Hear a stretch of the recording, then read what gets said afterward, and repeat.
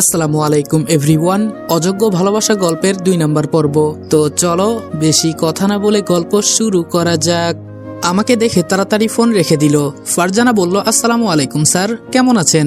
আমি গিয়ে একটা চেয়ার টেনে বসে বললাম, ওয়ালাইকুম আসসালাম, এই তো আলহামদুলিল্লাহ ভালো, তোমরা কেমন আছো? ফারজানা বলল, ভালো স্যার। আমি বললাম, মিতু তুমি কথা বলো না কেন? মিতু বলল, ভাবতেছি আপনাকে কি বলে ডাকবো। আমি বললাম, ভাইয়া বলতে পারো। মিতু বলল, আমি ভাইয়া বলে ডাকতে পারবো না। আমি বললাম, তোমার যা খুশি ইচ্ছে তাই ডাকিও। এখন বলো তুমি কোন ক্লাসে পড়ো? মিতু বলল, এই তো স্যার, এবছর মেট্রিক পরীক্ষা দিব। আমি বললাম, আচ্ছা ফারজানা তুমি? ফারজানা বলল, আমি পিএসসি পরীক্ষা দিব। আমি বললাম, তাহলে তো দুই বোন আজকে থেকে ভালো করে পড়তে হবে। মিতু বলল, স্যার এত পরে কি হবে, শেষে তো।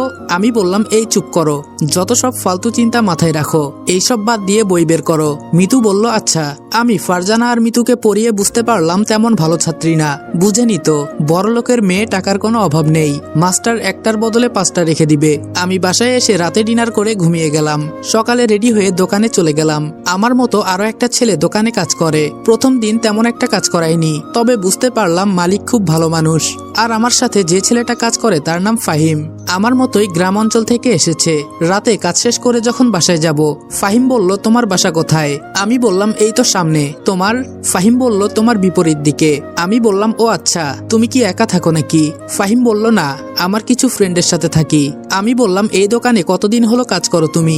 ফাহিম বলল, অনেকদিন হয়ে গেছে, তবে মালিক খুব ভালো, এজন্য যাই নাই। আমি বললাম, আমিও তাই বুঝতে পারলাম। আমি বললাম, আচ্ছা তাহলে আজকে যাই। ফাহিম বলল, আচ্ছা বাই। আমিও বাড়ির দিকে রওনা দিলাম। সামনে একটা ফুচকার দোকান দেখতে পেলাম। আমি ফুচকার দোকানে গিয়ে ঈশার জন্য ফুচকা কিনে আবার বাসার দিকে যাচ্ছি। তবে আমি দোকানে বেশি রাত থাকি না। আঙ্কেল আগেই বলেছে আমি এত রাত পর্যন্ত থাকতে পারবো না, আমার টিউশনি আছে। সর্বোচ্চ 8টা পর্যন্ত দোকানে থাকি, পরে মিতুদের টিউশনি পড়াই। বাসায় এসে মিলিকে ফুচকা দিয়ে মিতুদের বাড়িতে চলে গেলাম। এভাবে চলে গেল 1 সপ্তাহ। আজকে শুক্রবার, তাই সকালে একটু ঘুমিয়ে 9টার দিকে উঠলাম। ফ্রেশ হয়ে নাস্তা করলাম। নাস্তা শেষে সোফায় বসে আছি। ঈশা বলল, ভাইয়া কি করিস? আমি বললাম, এই তোরে বোন, বসে আছি। কেন, কিছু বলবি? ঈশা বলল, ভাইয়া। আমি বললাম, আচ্ছা বল কি বলবি। ঈশা বলল, মিতুর সাথে আমার কথা হয়েছে। ওদের স্কুলের পাশে একটা কলেজ আছে, ওইটা খুবই ভালো। মিতু বলেছে ওইটাতে ভর্তি হলে খুব ভালো হবে।